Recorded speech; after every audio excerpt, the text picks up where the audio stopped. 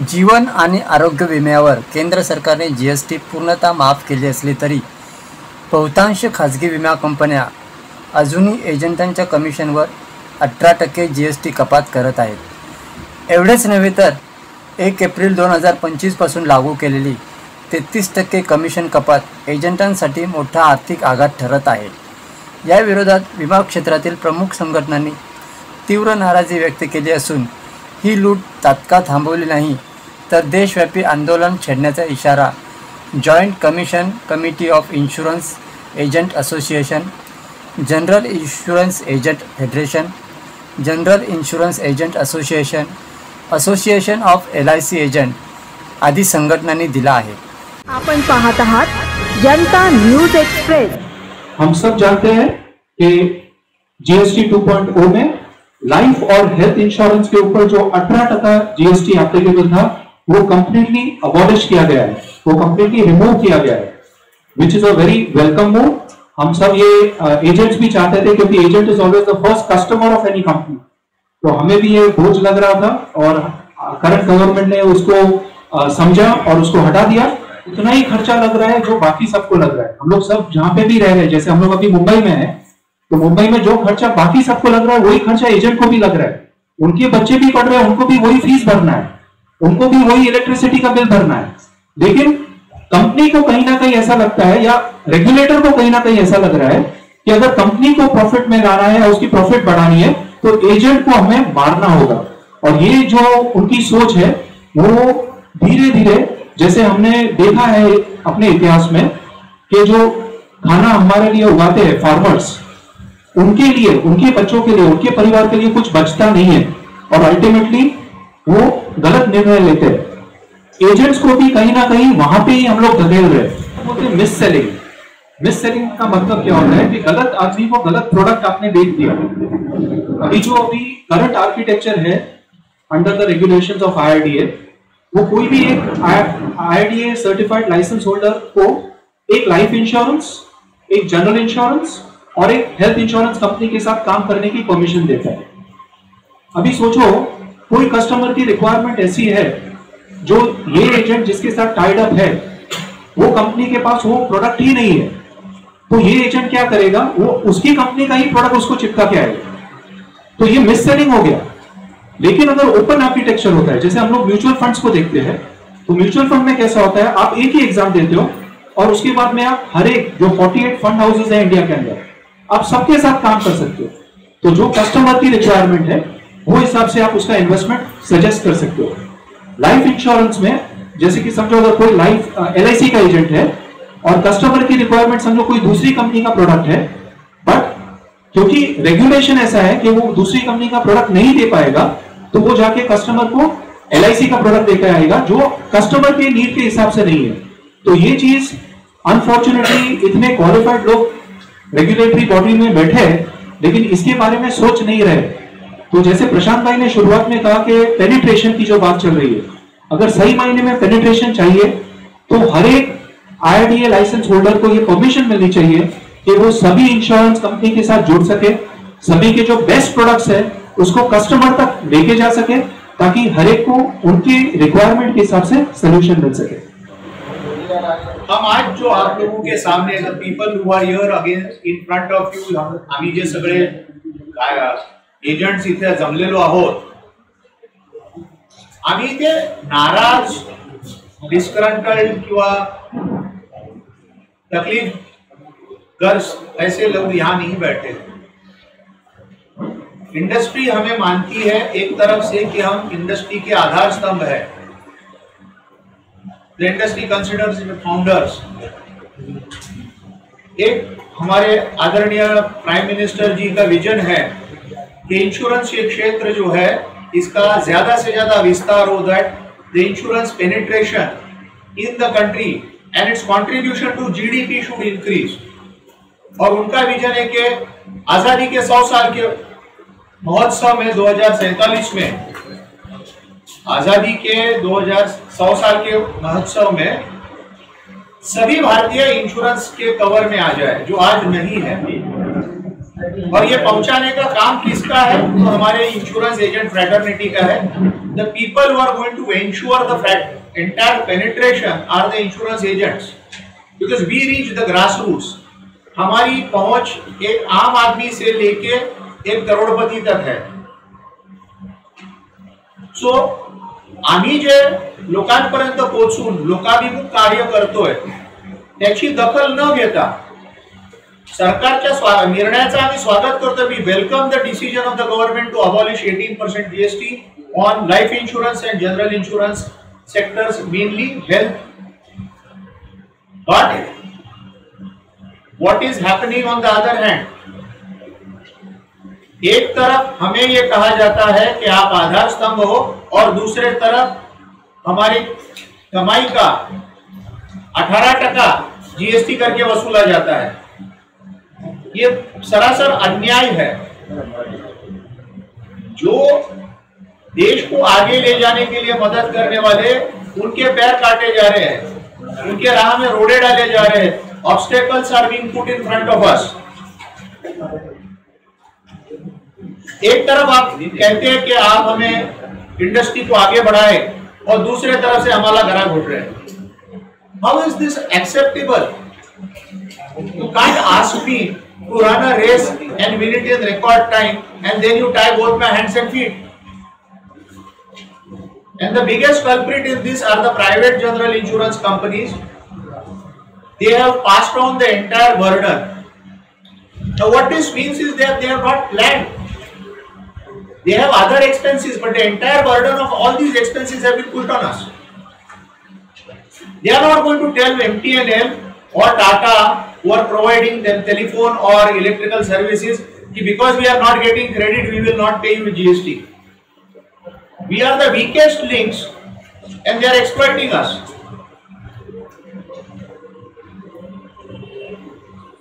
हमारी वित्त मंत्रालय से और IRDAI से एक आग्रह की विनती है कि इंडिविजुअल एजेंट्स के तरफ इतना अन्याय, इंडिविजुअल एजेंट्स के ऊपर इतना अन्याय न कीजिए। GST जो हमारे कमीशन पे है उसे हटाना चाहिए। न केवल ये, मैं 2-3 चीजें और कहूंगा सिर्फ।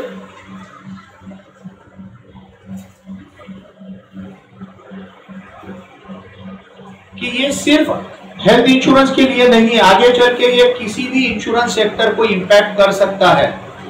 एक दूसरा,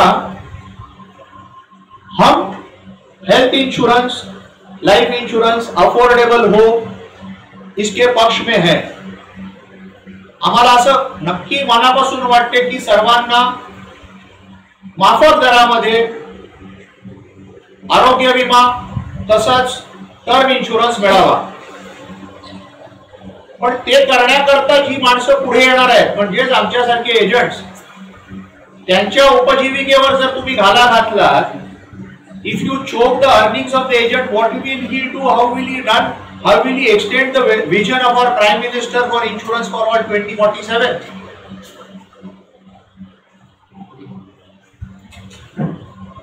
आता इन्शुरन्स कंपन्या आमच्याकडे एक खर्चाची बाब म्हणून बघतायत। अहो पण खर्चाची बाब केव्हा?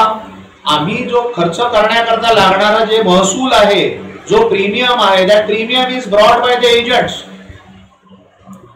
That is being disregarded by these companies and they are penalizing us.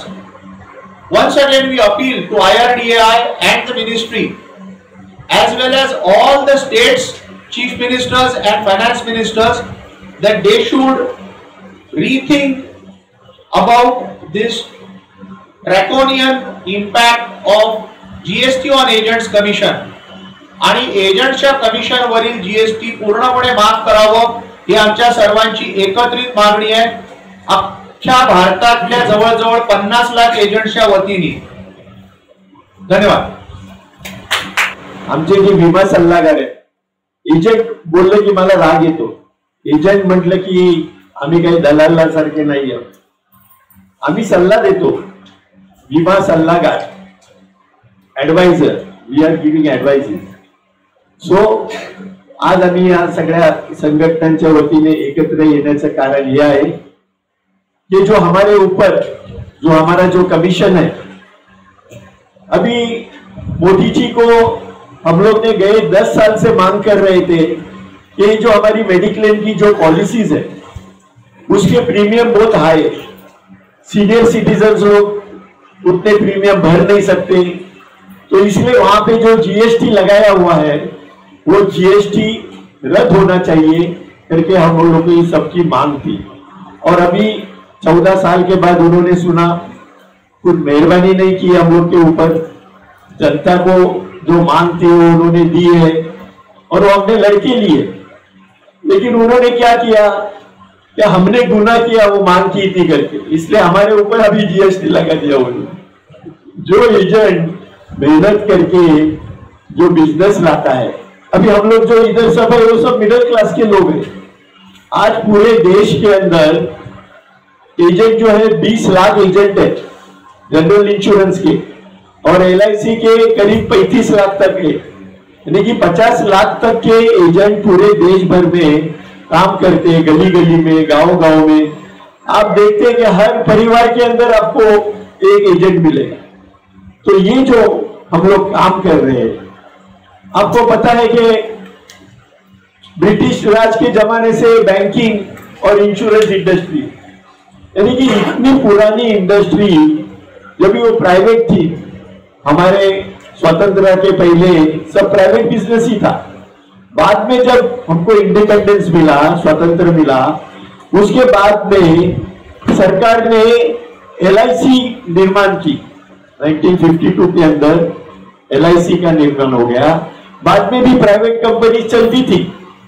फिर बाद में 1972 के अंदर जनरल इंश्योरेंस इंडस्ट्रीज को नेशनलाइज करके लाया गया, और उसके बाद में अभी 2000 साल के अंदर जब भी मार्केट ओपन हुआ, प्रदेश के लोग हमारे ऊपर दबाव लाने लगे।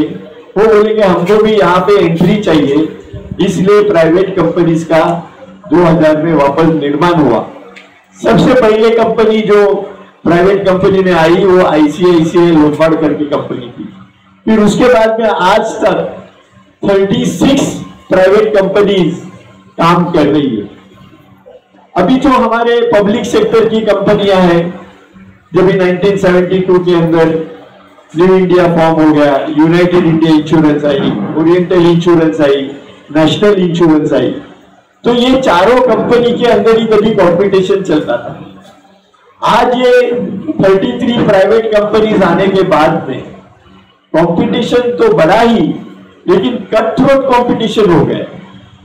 तो जहां पे एजेंट लोग को सर्वाइवल करना बहुत मुश्किल हो गया। एक तो अभी ये जो जीएसटी 0% पे लाने के बाद में पब्लिक सेक्टर कंपनियों ने ऐलान किया कि हम लोग आपको एजेंट लोग के ऊपर ये जीएसटी लागू नहीं करेंगे।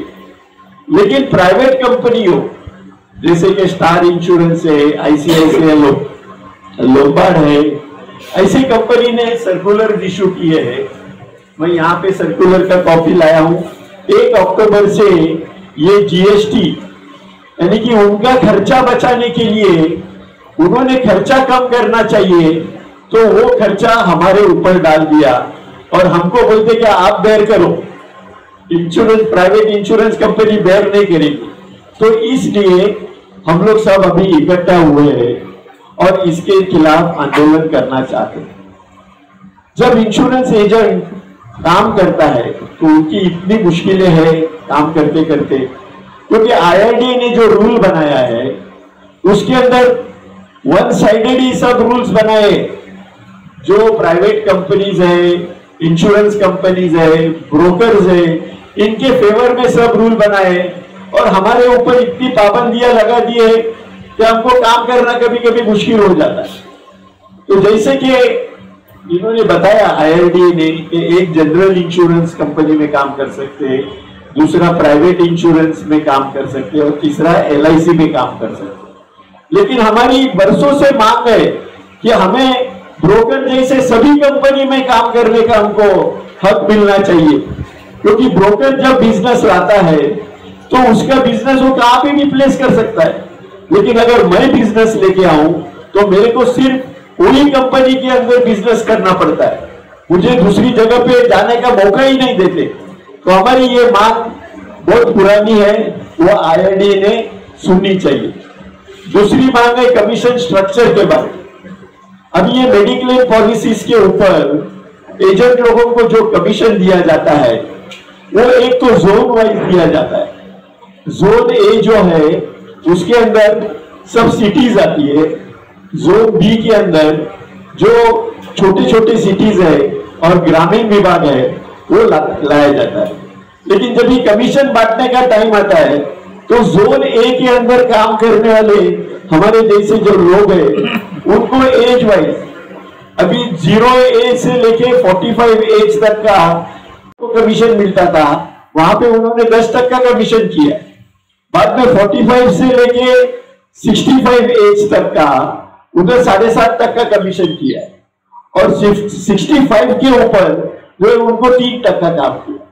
मतलब जिधर 15% हमको काम करने का मिलता था वहां पे हम इस पार्टी का उन्होंने ये लाया था और उसके साथ में एक्सीडेंट पॉलिसी भी मिलती थी, साथ में मेडिक्लेम प्लस एक्सीडेंट पॉलिसी और बहुत कम प्रीमियम होता था। तो हम लोग ने काफी लोगों को उस समय में बेचा। लेकिन इन हाउस सर्वे था, जब भी आपका क्लेम आता है मेडिक्लेम का तो इंश्योरेंस कंपनी सेटल करती थी।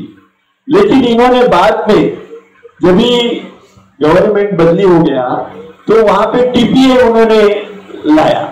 अब ये TPA लोगों ने थर्ड पार्टी एडमिनिस्ट्रेशन, यानी कि आपका जब भी क्लेम आता है तो वो इंश्योरेंस कंपनी सेटल नहीं करती है, वो आपको जो थर्ड पार्टी जो अपॉइंट किया है उनके पास जाना पड़ता है और उनके पास नाक रगड़ के ये करके फिर उधर से क्लेम पास करा के, और ये जो TPA को जो कमीशन देते हैं लोग 6% का कमीशन, वो भी आपके प्रीमियम में से देते। मतलब ये खर्चा ही बढ़ गया ना, अगर वो 6% भी TPA नहीं लेता था तो आपका प्रीमियम में कम हो जाता था। तो हमारी ये मांग है कि TPA को स्क्रैप करना चाहिए, क्योंकि वहां पे भी बहुत भ्रष्टाचार होता है। हर टाइम में आपका जब भी क्लेम आता है तो उसके अंदर कटौती करते हो लोग, यानी कि जो अपने को जो मिलने वाला जो पैसा है वो भी कटौती करते। फिर झगड़ा किसका होता है? आपका और एजेंट का झगड़ा होता है, वो कंपनी के पास नहीं जाता है। जब भी बिजनेस आपके पास आता है तो वो जो सलाहकार है, एजेंट है, उसको देख के वो बिजनेस देता है। वो तो मैं कंपनी को नहीं जानता हूँ, मैं स्टार इंश्योरेंस है क्या ICICI है कि यूनाइटेड नहीं, मैं आपको जानता हूँ, आपके ऊपर मेरा भरोसा है। तो जब भी क्लेम आता है तो आपकी जिम्मेदारी है। लेकिन ये झगड़ा इसलिए हो रहा है कि कंपनी फर्क कर रही है हम लोग में। तो ये सब समस्या है जो एजेंट लोग को फेस करना पड़ता है। तो ये मैं आपके सामने रखा हूं कि भाई हमको ये क्या क्या कठिनाई है करनी पड़ती है। और हमारा जो कमीशन स्ट्रक्चर है वो हमको मिनिमम 15% का कमीशन मिलना चाहिए, ये हमारी मांगे है। और अभी ये इसके बारे में हम लोग आंदोलन छेड़ा है। अभी ये आंदोलन हम लोग ने चालू किया। सबसे पहले आपको अभी जो प्रेस नोट दिया है उसके अंदर आपने देखा होगा कि प्राइम मिनिस्टर को हमने निवेदन दिया है। साथ में हमारी जो खासदार है वर्षा गायकवाड़, इन्होंने भी उसके अंदर रिकमेंडेशन किया है और उनके थ्रू हम लोग दिल्ली के अंदर प्राइम मिनिस्टर और फाइनेंस मिनिस्टर को मिलने की कोशिश कर रहे हैं। और साथ में जितने भी हमारे आमदार है, खासदार है या जो रिप्रेजेंटेटिव है लोकल, उनको हम लोग लेटर्स लिख रहे हैं। ये टाइप के देखो हम लोग ने लेटर्स बनाए हुए हैं। ये हर एक एजेंट की तरफ से पूरे देश से ये जा रहा है। ये प्राइम मिनिस्टर को लेटर लिखा हुआ है और इसके अंदर हमारे जो GST का जो 10% 18% जो लगाया है वो कट करने के लिए हमने मांग की है। तो ऐसा हमारा आंदोलन शुरू हो गया है। गुजरात, राजस्थान, आंध्र प्रदेश, तमिलनाडु, कलकत्ता, ये सभी जगह पे से ऐसे खत पूरे देश से जा रहे हैं। और अभी जब तक रास्ते पे हम उतरेंगे नहीं तब तक गवर्नमेंट कुछ सुनती नहीं, आपको मालूम है। ये सब वन साइडेड चालू है। तो ये आंदोलन कैसे आगे लेके जाना है ये हमारे IIT के लोगों को भी हम लोग मिल चुके हैं, यहाँ पे जो जनरल काउंसिल है उनको भी मान दिए हैं।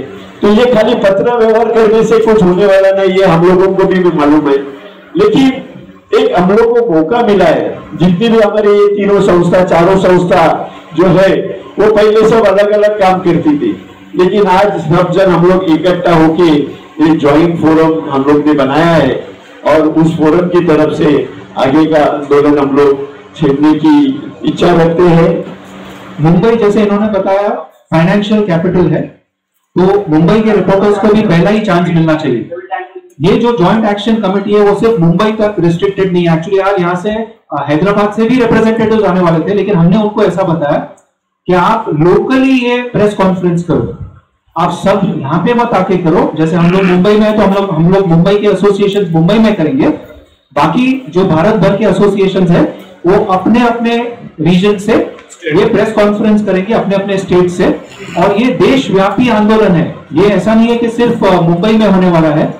आज ये पहला हम लोग ने प्रेस कॉन्फ्रेंस किया है। आगे के आने वाले दिनों में आपको मालूम पड़ेगा कि ये सभी स्टेट्स में ये प्रेस कॉन्फ्रेंस होगा। और जैसे प्रशांत भाई ने बताया कि हम प्राइम मिनिस्टर जी और फाइनेंस मिनिस्टर जी का अपॉइंटमेंट भी लेने वाले हैं, उसमें भी जॉइंट रिप्रेजेंटेशन होगा। तो ये मुंबई के पत्रकारों का दायित्व है, इसको आप आगे बढ़ाओ ताकि गवर्नमेंट को भी ये रियलाइज हो कि ये जो एजेंट प्रोफेशन है वो खतरे में है, वो एक्सटेंड हो जाएगा, उनका सर्वाइवल अभी डिफिकल्ट हो रहा है। Next question please. There is a definite committee which is called as a investment committee, जहां पे इंडिपेंडेंट डायरेक्टर्स बैठते हैं। सिर्फ LIC के डायरेक्टर्स कभी भी इन्वेस्टमेंट नहीं करते। इसके लिए थोड़ा सा स्टडी हमें भी करना होगा, थोड़ा आपको भी करना होगा। और rather than targeting any particular corporate house, यहाँ पे जो प्रॉब्लम डिस्कस हो रही है कि इंश्योरेंस एजेंट जो है वो सफर कर रहा है। जो इन्होंने लास्ट में बहुत बढ़िया बोला, एक्चुअली एज के हिसाब से कमीशन, जो एज में सर्विस सबसे ज्यादा है वो एज में कमीशन 3% कर दिया। हमें करेक्ट अनिल भाई? yes. जो 60 के ऊपर है, अभी लॉजिकली हम लोग सब यहाँ पे है, तो बॉडी का जो वेयर एंड टेयर है वो 60 के ऊपर होता है, कैटरेक्ट सर्जरी 60 के ऊपर होता है, ठीक है। जहां पे सर्विस एजेंट को सबसे ज्यादा देना है वहां पे एजेंट को कमीशन मिल रहा है 3%। इसमें एक पॉइंट मैं ऐड करूंगा, जो पुरानी 4 कंपनीज है, United India, new India, oriental और नेशनल, वो 60 के ऊपर का सम इंश्योर्ड भी नहीं बढ़ाती है। तो जिसने अगर समझो 1 लाख रुपए की पॉलिसी ली थी, उसका आज के तारीख में 1 लाख का प्रीमियम आ रहा है 7,500 रुपया। 7,500 रुपए के ऊपर 3% कमीशन मिलता है। हम सब मुंबई में रहते हैं, क्या एक टाइम आने जाने का खर्चा भी निकल सकता है? और वो 60 साल के ऊपर के व्यक्ति को हमें पूरा साल सर्विस देना है, मतलब अपने जेब से पैसा डाल के एक एजेंट को उसको सर्विस देना होगा। इफ इट वायबल, ये कितना लंबा हम लोग चला सकते हैं ये धंधे को? सर जीएसटी में तो आपने कहा था हमको कटौती मिल गई, तो हम उससे खुश है। सवाल है इनका एक्चुअली मोस्ट रेलेवेंट, जो प्रशांत भाई ने अपने बात में टच कर दिया था। जीएसटी एक्चुअली सिंपल तरीके से समझते हैं, अगर 100 रुपए का प्रीमियम आप भर रहे थे, मैं भर रहा था, तो इसके ऊपर 18 रुपया सर्विस अपने को टैक्स भरना होता था। तो कोई भी कंपनी अपने से कलेक्ट करती थी 118 रुपया, उसमें से 18 रुपया जाता था गवर्नमेंट को। रिवर्स मैकेनिज्म के अंदर 8% वो कंपनी को वापस देती थी, जिसको बोला जाता था इनपुट टैक्स क्रेडिट। तो अभी तक कंपनियां क्या कर रही थी, एजेंट का जो कमीशन के ऊपर जीएसटी पहले भी था, ऐसा नहीं है कि ये नया है, लेकिन कंपनियां, सभी कंपनियां, private as well as government, वो खुद ही भर देती थी। अभी जैसे ये जीएसटी हट गया, तो अभी कंपनियां क्या बोल रही है, अभी हमें इनपुट टैक्स क्रेडिट नहीं मिल रहा है, हमारा खर्चा बढ़ रहा है, तो ये खर्चा हम पास करेंगे, रिकवर करेंगे एजेंट के कमीशन से। आईटीसी क्रेडिट ये एक किस्म का पासबुक एंट्री है। ये पासबुक एंट्री जो कंपनी को बेनिफिट मिल रहा था, ऐसा नहीं कि ये आज डिसाइड किया और कल से अनाउंस हुआ है। इसके पीछे बहुत गहरी चर्चा हुई है। There has been a lot of deliberations. All insurance companies were in the loop कि ये होने वाला है। उनके पास समय था। हर इंश्योरेंस कंपनी रिस्क कवर करती है, करेक्ट? आपके बिल्डिंग की, आपकी हेल्थ की रिस्क कवर करके उसके सामने प्रीमियम लेती है। अपने खुद के रिस्क का असेसमेंट ही उन्होंने किया नहीं है, और एक जिसको बोलते हैं knee jerk reflex, there is a reflex action, they have passed on the entire burden. We have made a study. Out of the total expenses of a company for running their business on which they are paying GST, the component of agents commission is not even 15 to 18%. तो जो 18% आपको आपका जो GST का component था उसमें से 2-3% हमसे चर्चा करके आगे पीछे कुछ कर लेते, तो हमें भी तो बिजनेस करना है, उनको भी तो बिजनेस करना है, समझ के करते थे. ये क्या है, हम करे सो कायदा, माय वे और हायवे. वाढलेला claim ratio, increased claim ratio या एकाच कारणावर आणि कुठल्याही पद्धतीने एजंटच्या बरोबर बिझनेसच्या डिस्ट्रीब्युशन म्हणजे कुठला बिझनेस कुठल्या पद्धतीने करावा त्याचं जे डिस्ट्रीब्युशन आहे त्या डिस्ट्रीब्युशन बद्दल काहीही चर्चा न करता एकतर्फी निर्णय घेतला. The decisions of the insurance companies have been one-sided as far as the commission reduction is concerned. In several cases, agents' commissions have been stopped. Their business has been transferred to a direct channel. Now, friends have asked about what is the approximate number of agents in Mumbai. Roughly speaking, around 10% of the entire industry's agents are based in the Mumbai metropolitan region because it is the financial capital of the country. देशाची आर्थिक राजधानी असल्यामुळे सगळ्यात जास्ती concentration आर्थिक सल्लागारांचं मुंबईतच आहे. आधी साममार्ग समजावण्याच्या पद्धतीने एजंट्सच्या संघटनांतर्फे एक पोस्टकार्ड कॅम्पेन चालवत आहोत. सर्व MPs, MLAs, MLCs, ministers, chief ministers and central ministers त्यांना आम्ही हे रिप्रेझेंट करतोय की एक इन्शुरन्स एजंट साधारणतः 6 ते 7 जणांचं स्वतःचं घर आणि त्याचा एखादा असिस्टंट असे मिळून 7-8 जणांचं तो घर चालवतो आणि त्याच्या 200 पॉलिसी होल्डर्सच्या बरोबर त्याचा संपर्क असतो. तर एवढा मोठा इन्फ्लुएन्सर ग्रुप तुम्ही निग्लेक्ट का करताय?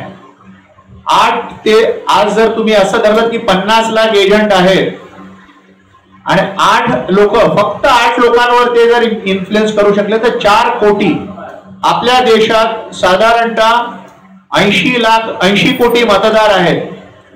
म्हणजे 5% मतदारांवर आमच्या पूर्ण इंडस्ट्रीचा इम्पॅक्ट आहे. असं असून देखील सर्व सरकारांनी, एकच नव्हे सर्व सरकारांनी आमच्याकडे सावत्र वागणूक दिलेली आहे, सापत्य वागणूक दिलेली आहे. We have been treated very harshly and badly by all governments in the past. के साथ जो कंपनी एग्रीमेंट करती है प्राइवेट कंपनियां, वो contract of appointment one sided होता है और एजेंट को उस वक्त बंधुआ मजदूर की तरह ट्रीट किया जाता है. हमारी आईआरडीए से और फाइनेंस मिनिस्टर से ये मांग है कि एजेंट्स का जो नया कॉन्ट्रैक्ट बनाया जाए जो फेयर हो, एक ग्रीवेंस रिड्रेसल मैकेनिज्म हो और एजेंट्स को हायर एंड फायर की तरह ट्रीट करके डिस्पोजेबल के खाना खा लिया और प्लेट फेंक दिया ऐसा ट्रीट ना किए. The agent has been the instrument of getting the premium to the company and he deserves and should get the recognition and respect and it is the duty of the regulator who has not done a single act of benefit for the agent community in the last 25 years. So I call upon the IRDAI to actively interact with the agent community, understand their problems and make sure that their interests are protected as they are the pillars of this industry. They will make the vision of the Prime Minister Insurance for All 2047 in reality. Thank you. अचूक बातम्या निपक्षपाती विचार, अन्यायाविरुद्ध वाचा फोडणारे परखड विचारांचे सार्वभौम दैनिक प्रजासत्ताक जनता